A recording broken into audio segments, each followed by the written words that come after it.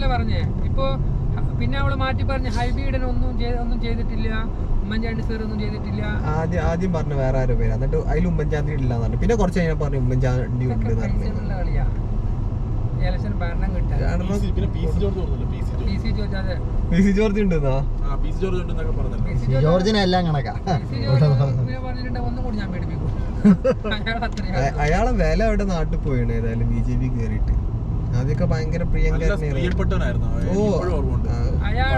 അയാള് ഒരു അഹങ്കാര മനോഭാവം കയറി. ഇങ്ങോട്ട് മാറിയോണ്ട് വന്നതാ. പക്ഷെ ഒരു STPക്കെതിരെയൊക്കെ STPന്റെ വോട്ടാണ് ആള് പൂഞ്ഞാറിൽ ജയിച്ചത്. STP വോട്ട് ചെയ്തിട്ട് അവള് പൂഞ്ഞാറിൽ STPക്ക് തന്നെ വല്ലാണ്ട് ഒരു കുറ്റം പറഞ്ഞ ആള്. അപ്പൊ അവര് തലതിരിഞ്ഞ് അവര് കൊള്ളിയായി. അല്ല അതിന് തോറ്റല്ലോ, നീയൊക്കെ വോട്ട് ചെയ്യണ്ട എന്നൊക്കെ പറഞ്ഞിട്ട് ഇനിയിപ്പം നോക്കും. ഇനി കേറാൻ കഴിയില്ല. ഇനിയിപ്പോ സ്ഥാനാർത്ഥിയായിട്ട് നിന്നാലും ജയിക്കാൻ സാധ്യതയുള്ള ഞാൻ പറഞ്ഞുതരാം. പത്തനാപുരത്ത് ഗണേഷ് കുമാറാണ്. മലപ്പുറത്ത് പിന്നെ കണ്ണൂരും പാർട്ടിന്റെ അത് പറയണ്ട. അത് ഏതായാലും മലപ്പുറത്ത് ലീഗുകാരും ജയിക്കും, കണ്ണൂരായിട്ട് CPM ജയിക്കും, അത് പറയണ്ട. പിന്നെ വ്യക്തിപരമായിട്ട് ജയിക്കുന്ന എനിക്ക് തോന്നുന്നു ഗണേഷ് കുമാർ ജയിക്കും. ഇപ്പോഴത്തെ വിദ്യാഭ്യാസം പറയണൊന്നും എന്തായാലും എത്ര വിദ്യാഭ്യാസമുള്ള നാട്ടിൽ നിന്ന് ഒരേ സ്വരത്തിൽ എല്ലാരും പറയും. ഇന്നലെയും പറഞ്ഞു CCTV അല്ല ഇന്നലെ വരികാതെ സ്റ്റേജ് കിട്ടി ഗണേഷ് കുമാർ താറ്റി കൊടുത്താണ്ട. അത് ഓർമ്മ സ്റ്റേജ് ഇരുത്തി ഊക്കിയിട്ട് ഗണേഷ് കുമാർ ഓപ്പൺ ആയിട്ട് പറഞ്ഞോ ഗണേഷ് കുമാർ എന്താ പറഞ്ഞല്ലോ. ഗണേഷ് കുമാർ പറഞ്ഞു KSTVന്റെ ഒരു അയാളൊരു പോകുമ്പോ ഒരു ഓപ്പൺ ലിഫ്റ്റ് ഇംഗ്ലീഷ് പറഞ്ഞു കൊടുത്താൽ റഹീം ചിരിക്കും. MA റഹീം MP ഓൻ ചിരിക്കും. അത് കുറച്ച് മുമ്പ് വന്ന വീഡിയോ അല്ലേ ശരിക്കും. അയാളെ പാർട്ടിനെ ഓരോ പരസ്യപ്പെടുത്തിരുന്നല്ലോ. എല്ലാവർക്കും അറിയാം അയാളൊരു വോട്ടറാണ്. വിദ്യാഭ്യാസം ഒരു തദ്ദേശ സ്വയംഭരണമൊക്കെ കൊടുത്തിട്ട് അങ്ങനെ കൊടുക്കണ ഒരു എനിക്ക് മറ്റേ ശൈലജ ടീച്ചർ ഇഷ്ടേ.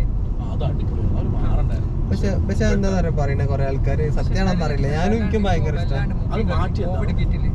അല്ല അത് വേറെ ആൾക്കാർക്കായിരിക്കും. പക്ഷെ ശൈലജ ടീച്ചർ കേറിയത് കുറെ PR വർക്കൊക്കെ ആണെന്നാ പറഞ്ഞത്. പക്ഷെ ആ PR വേറെ ആൾക്കാർക്ക് കിട്ടണ്ടേ. LDF ഒരു നയുണ്ട്, ആരെയും ഒരു പരിധി കൂടുതൽ വളർത്തതില്ല. ഏറ്റവും കൂടുതൽ ഇപ്പൊ ഉള്ളത് പിണറായി വിജയൻ. അവന്റെ ആ മൊത്തം അതിനപ്പുറത്തേക്ക് കൊടുത്താൽ ഇത് വന്ന് സമയത്ത് ശൈലജ ടീച്ചർ പിണറായിനേക്കാളും കൂടുതൽ മേലെ പോയിട്ടുണ്ട് സത്യം. അപ്പം അത് പാട്ടിന് ചവിട്ടി താത്തി. അല്ലെങ്കിൽ ഒരു ടേം കൂടി അവർക്ക് കൊടുക്കുന്നതന്നെ ഇല്ല. LDFല് 3 ടേം ഓരോരുത്തർക്ക് കൊടുക്കാന്നുള്ളതുണ്ട്. അത് നല്ലൊരു ജനകീയന് മനസ്സിലായി. അല്ലെങ്കിൽ 2 ടേം വരെ കൊടുക്കും. പിന്നെ CPIയില് അത് കംപ്ലൈന്റ് ഒന്നും പറയാൻ പറ്റത്തില്ല. എന്തെങ്കിലും കംപ്ലൈന്റ് പറഞ്ഞാൽ വെട്ടി പുതപ്പിക്കും. CPIയില് 4 ടേം വരെ കൊടുക്കും. നമ്മുടെ നാട്ടിൽ നാദാപുരം MLA EK വിജയൻ അയാളെ 3 ടേമായി. ഇപ്പൊ കോൺഗ്രസിനകത്ത് അങ്ങനെയല്ലല്ലോ. കോൺഗ്രസ് ഇപ്പൊ നിങ്ങൾക്ക് ഒരു പാർട്ടി ഇഷ്ടമല്ലെങ്കിൽ പുറത്തിറങ്ങിയിട്ട് പാർട്ടിയെ എന്ത് വേണമെങ്കിലും പറയാം, ഒന്നും പറ്റത്തില്ല, വിമർശിക്കാം. പക്ഷെ LDFന് അകത്ത് കിടക്കുന്ന കാര്യം കാണാൻ പുറത്ത് പറഞ്ഞാണ്ടല്ലോ രണ്ടിന്റെ അന്ന് തീർന്നു. അതേപോലെ എനിക്ക് അതുപോലെ ഈ മറന്നാടൻ പറയണ ചാനലുണ്ട്. അയാൾ പറഞ്ഞൊക്കെ എനിക്ക് ഇഷ്ടപ്പെട്ടു. അയാൾ പറഞ്ഞ സത്യം എടുത്തു തോന്നി. അയാൾക്കെതിരെ മറ്റേ അയാള് കേസ് കൊടുത്ത് പറയൂ. പക്ഷെ ചില കേസിൽ അയാള് കേരളത്തിലെ കാര്യങ്ങളൊക്കെ കറക്റ്റ് ആയിട്ട് പറയൂ. പക്ഷെ ഇന്ത്യൻ സൈഡ് പറയുമ്പോ അയാള് BJPന്റെ പക്ഷത്ത് കൂടി. അല്ല മറ്റേ യൂസഫ് അലിക്കെതിരെ ഇയാളല്ലേ എന്തൊക്കെയോ പറഞ്ഞിട്ട് എത്രങ്ങാണ്ട് കൊണ്ടുള്ള എന്ത് പറയാൻ അയാൾ. അല്ല അയാളല്ലേ പറഞ്ഞിട്ട് മറ്റേ എത്ര കോടിക്ക് യൂസഫ് അലി ആരും മാന്യനായിരുന്നു. എല്ലാവർക്കും നെഗറ്റീവ് ഉണ്ടാവും.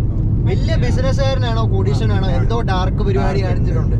ഒരു പരിധി കൂടുതൽ അല്ലാതെ നേരെ എന്നുള്ളവൻ ഏതെങ്കിലും യൂസഫ് അലിന്റെ എന്തായാലും യൂസഫ് അലിന്റെ ഖത്തറിലുണ്ട് 10 ലുലു. ഗൾഫ് രാജ്യങ്ങളൊക്കെ അവനിക്ക് ലുലുവ. ആ വരുമാനം തന്നെ അവനിക്ക് 8 തലമുറ 10 തലമുറ ജീവിക്കുന്നുണ്ട്. ഓൾറെഡി ഇപ്പൊ ഉണ്ട്.